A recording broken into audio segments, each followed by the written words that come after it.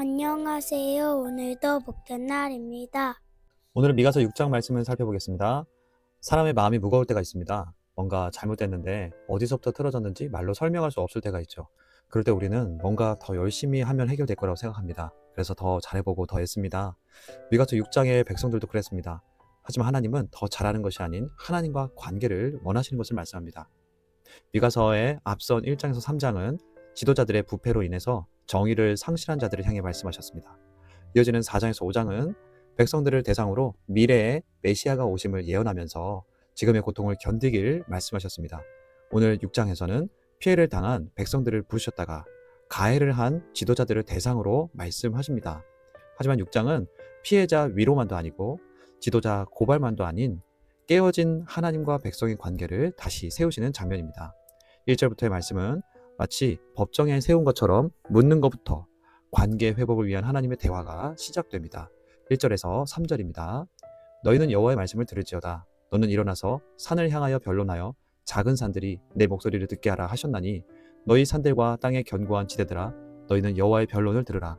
여호와께서 자기 백성과 변론하시며 이스라엘과 변론하실 것이라. 이르시기를 내 백성아 내가 무엇을 네게 행하였으며 무슨 일로 너를 괴롭게 하였느냐 너는 내게 증언하라.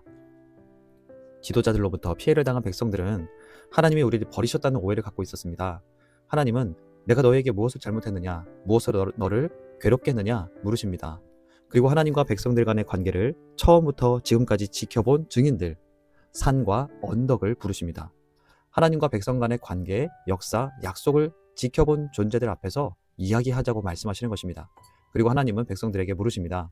하나님은 자신이 백성들을 어떻게 사랑했는지를 하나씩 기억하게 하십니다. 4절에서 5절입니다.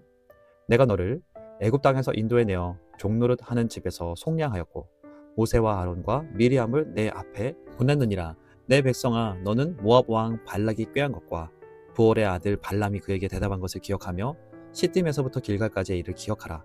그리하면 나 여호와가 공의롭게 행할 일을 알리라 하실 것이니라. 하나님은 말씀하십니다. 내가 너희를 애굽에서 건져내지 않았느냐? 종살이하던 집에서 이끌어내지 않았느냐? 너희가 길을 잃지 않도록 지도자를 세워주지 않았느냐? 하나님은 먼저 은혜를 복기하십니다. 내가 너희를 먼저 떠난 적이 있느냐? 말씀하시는 것입니다. 저주가 선포될 뻔했던 자리에서 하나님은 복으로 바꾸셨습니다. 하나님은 관계를 회복하려 말씀하십니다. 하지만 지도자들의 부패로 실제 상처를 입고 오랫동안 종교의 틀 안에 길들여진 백성들은 관계의 언어가 아니라 의식의 언어로 반응합니다. 그래서 사랑의 질문 앞에서 우리가 무엇을 더 하면 됩니까? 라는 답을 하는 것이죠. 제사의 대답이 나오게 됩니다. 이것이 6절입니다. 내가 무엇을 가지고 여호와 앞에 나아가며 높으신 하나님께 경배할까? 내가 번제물로 1년 된 송아지를 가지고 그 앞에 나아갈까? 이어지는 7절입니다. 여호와께서 천천의 수량이나 만만의 강물 같은 기름을 기뻐하실까? 내 허물을 위하여 내 맏아들을 내 영혼의 죄로 말미암아 내 몸에 열매를 드릴까? 그런데 여기서 대화가 엇나갑니다. 하나님은 내가 너희를 언제 벌었느냐? 관계를 붙들어 주시는데 백성은 그럼 내가 뭘 더 드리면 될까요? 로 대답을 합니다. 여기서 말하는 백성은 지도자들의 부패로 상처를 입은 피해자이기도 하지만 동시에 오랫동안 신앙을 제사와 의식으로만 배워온 공동체이기도 합니다. 그러니 관계가 무너졌을 때 하나님 잘못했습니다 하느니 하나님과의 관계가 먼저가 아닌 하나님 그럼 뭘 드리면 되죠? 이런 어떠한 조건적인 관계, 그런 의식적인 관계가 먼저 나오는 겁니다. 그래서 6절에서 7절은 회개가 시작되는 장면이라기보다 상처 입은 공동체가 관계를 의식으로 해결하는 종교적 반응, 말하자면 거래 신앙의 언어가 나오는 장면입니다. 그런데 하나님은 그 질문을 무시하지 않습니다. 다만 방향을 확 꺾으셔서 백성의 입에서 나온 질문을 받으시되 그 대답은 피해자만 달래는 위로로 끝내지 않으십니다. 이 공동체를 이렇게 만든 정의를 맡은 자들을 정조준해서 선포하십니다. 하나님은 무엇을 더 가져오라 이렇게 말씀하지 않으십니다. 무엇을 더 바치라고도 하지 않으십니다. 이미 알고 있었던 것, 이미 맡겨두었던 것을 다시 꺼내면서 8절에서 이렇게 말씀하시는 것입니다. 사람아, 주께서 선한 것이 무엇임을 네게 보이셨나니 여호와께서 네게 구하는 것은 오직 정의를 행하며 인자를 사랑하며 겸손하게 내 하나님과 함께 행하는 것이 아니냐. 이 말씀은 결정권을 가진 자들, 정의를 집행하던 자들, 시스템을 움직이던 자들을 향한 말입니다. 왜냐하면 이 공동체가 이렇게 무너진 이유는 제사가 부족해서가 아닙니다. 정의를 맡은 자들이 정의를 버렸기 때문입니다.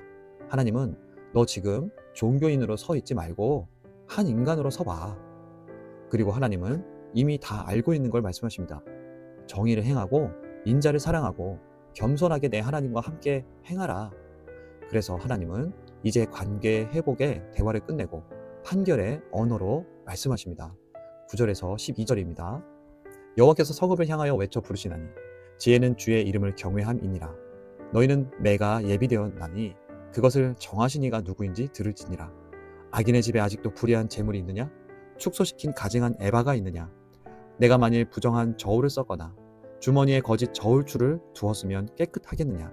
그 부자들은 강포가 가득하였고 그 주민들은 거짓을 말하니 그 혀가 입에서 거짓 되도다. 이제 하나님은 피해자의 마음을 어루만지는 단계에서 공동체를 이렇게 만든 책임의 자리를 드러내십니다. 부정한 저울, 속이는 추, 폭력으로 쌓은 부, 거짓말로 유지된 질서. 이건 개인의 작은 죄가 아닙니다. 구조가 된 죄, 시스템이 된 악입니다. 너희는 공정한 척하지만 실은 다 알고 조작하고 있었다는 것입니다. 그래서 하나님이 너희는 먹어도 배부르지 않을 것이다 말씀하시는 것입니다. 13절에서 15절 말씀입니다. 그러므로 나도 너를 쳐서 병들게 하였으며 네 죄로 말미암아 너를 황폐하게 하였나니 네가 먹어도 배부르지 못하고 항상 속이 빌 것이며 네가 감추어도 보존되지 못하겠고 보존된 것은 내가 칼에 붙일 것이며 네가 씨를 뿌려도 추수하지 못할 것이며 감람 열매를 밟아도 기름을 네 몸에 바르지 못할 것이며 포도를 밟아도 술을 마시지 못하리라. 이건 벌을 주겠다는 말이 아닙니다. 이미 그렇게 네가 살고 있지 않느냐 이런 진단으로 말씀하시면서 정의를 잃은 사회는 아무리 가져도 허기진다는 것을 말씀합니다. 아무리 쌓아도 불안합니다. 아무리 안정돼 보여도 안에서부터 무너집니다. 왜일까요? 삶의 중심이 하나님이 아니라 유지가 되기 때문입니다. 하나님은 마지막으로 이 공동체가 어디서부터 잘못됐는지 딱 집어내십니다. 16절입니다. 너희가 오므리의 율례와 아합 집의 모든 예법을 지키고 그들의 전통을 따르니 내가 너희를 황폐하게 하며 그의 주민을 사람의 조소거리로 만들리라. 너희가 내 백성의 수욕을 담당하리라. 너희가 오므리의 법도를 따르고 아합의 집을 걸었다. 이 말씀은 너희는 나를 버린 게 아니라 이미 다른 나라의 시스템을 들여왔다는 것입니다. 하나님 없이도 돌아가는 것처럼 보이는 질서, 힘, 있는 사람이 유리한 구조, 정의보다 효율이 앞서는 방식, 그거 선택해놓고 하나님께는 왜 우리를 버리셨냐고 묻고 있는 겁니다. 그래서 하나님이 이렇게 말씀하십니다. 내가 너희를 황폐하게 하리라. 이 말씀은 너희는 나를 버린 게 아니라 이미 다른 질서를 선택했다. 하나님 나라의 질서가 아니라 힘 있는 자가 유리한 질서, 정의보다 이익이 앞서는 질서, 하나님 없이도 굴러가는 것처럼 보이는 질서를 너희가 붙들었다는 것입니다. 그래서 하나님은 말씀하십니다. 내가 너희를 황폐하게 하리니 그 길은 결국 너희를 살리지 못한다는 말입니다. 하나님이 떠나셔서 망하는 게 아니라 하나님 없이 굴러가겠다고 선택한 그 질서 자체가 결국 너희를 무너뜨린다는 말씀입니다. 말씀을 정리합니다. 미가서 6장은 더 잘해라는 말이 아닙니다. 더 바쳐라는 말도 아닙니다. 관계로 돌아오라는 말입니다. 제사의 양으로 정리하지 말고 종교의 열심으로 덮지 말고 다시 하나님과 함께 걷는 자리로 돌아오라는 겁니다. 정의를 맡은 사람은 정의로, 사람을 대하는 자는 인내로, 하나님 앞에선 모든 인간은 겸손으로, 그게 하나님이 원하시는 하나님 나라의 질서입니다. 그런데 우리는 여기서 정직해져야 됩니다.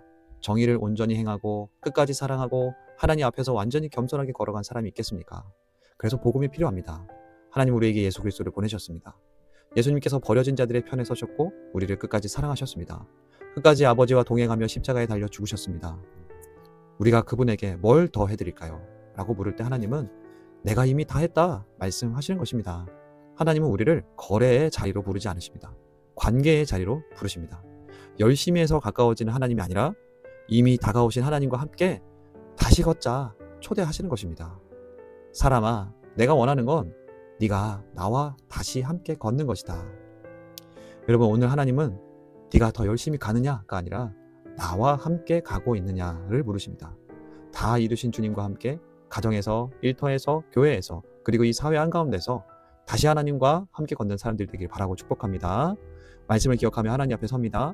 우리가 하나님과의 관계가 무너질 때마다 무엇을 해드리면 될까요? 묻지 않았는가? 돌아봅시다. 사랑의 질문 앞에서 종교의식에 대답을 했던 모습이 우리에게 있다면 고백하며 나아갑시다. 혹시 그 마음에 주님과 함께 걷는 것이 불편하거나 두려웠다면 우리의 연약함을 내어드리고 다 이루신 주님과 동행하며 같이 걷길 원합니다. 나의 가정과 일터와 교회에서 세상 질서를 따르지 않고 주님과 함께 걷는 자로 살기 원합니다. 기도하며 나아가겠습니다.